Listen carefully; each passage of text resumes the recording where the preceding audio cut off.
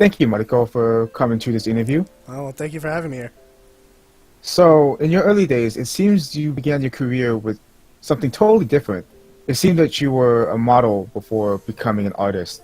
How did this happen?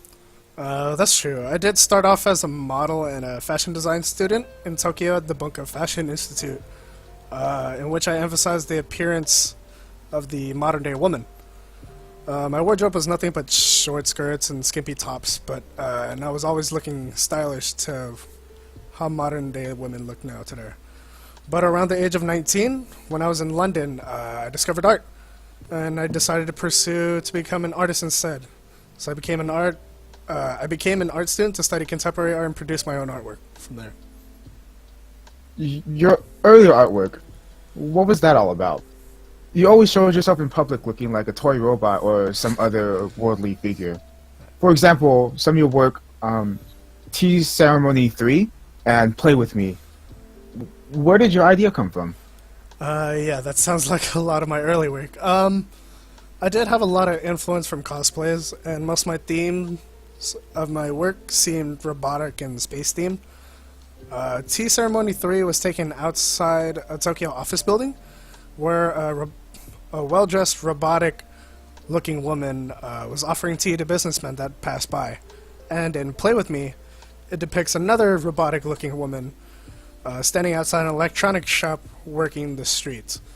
It was part of our culture in Japan during that time, around 1994 and 95. It was mainly to address the issue of feminism since it was related to the late 20th century Japanese society. Right. Yeah, so to go deeper into Tea Ceremony 3, we'll break down the photo a little bit. Her right hand is stretched out to the businessman, giving the feeling that she works for the men.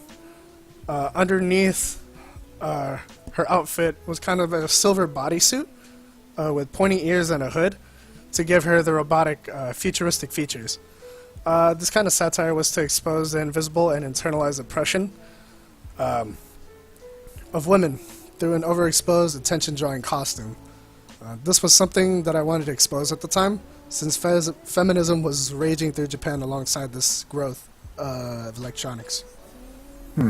So you talk about technology like it's something that is super important to society. Well, technology is a tool. We use it every day, and it's always going to be advancing. Some people view technology today as something negative, that it's taking away from our society, but I view it as something that we could use to help with our curiosities for the future. We can use the technology side by side so we can further the curiosities that we have to almost unlimited boundaries. Well, after your whole early work, your focus seemed to have shifted from the toys and technology to something more cultural, religious and spiritual. Can you tell me more about that? Peace of Mind from 1999, Dream Temple does go through that. It's kind of like an exhibition, so the works that accompany Dream Temple, the Garden of Purification, the painting within it, Kumano, Space of Meditation, and the Enlightenment Capsule all connect to the spirits, religion, and the universe. Each room is bright enough to give people that walk through it the spiritual and transcending feelings that a Buddhist or a Shintoist monk feels when they're meditating in there. These rooms were inspired from Buddhism and Shintoism, which I did practice. These religions are based on becoming one with the spirits and being enlightened to the world and the universe.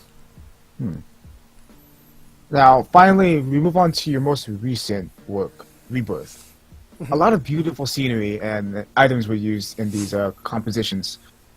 What was your inspiration? Yeah, Rebirth. This exhibition was to invite visitors into a journey through the immersive environment of the cycle of birth, hence rebirth. So there's two specific pieces that I put in my exhibitions called Ring and Miracle. Think of the title and the meaning within the two pieces. In Ring, well, let me slow down. So think about the title and the meaning within the two pieces. What's the meaning of a circle? It never ends. It's always going to continue forever. So in Ring, there's a suspended ring with light around the edges of it, giving it sort of a spiritual energy. Then you look at Mariko, where there are multiple pictures of salts crystals within another circle, and a pedestal with the ball hanging from a chain where light shines down on it. So the salts and crystals can be broken up into very smaller pieces that can never be fully destroyed unless dissolved. And the hanging shining ball can be interpreted as a world being reborn into light, from the light into a new cycle of life. Interesting. That's very interesting. Well, that's all the time for today. Thank you so much for this interview. Again, thank you for having me.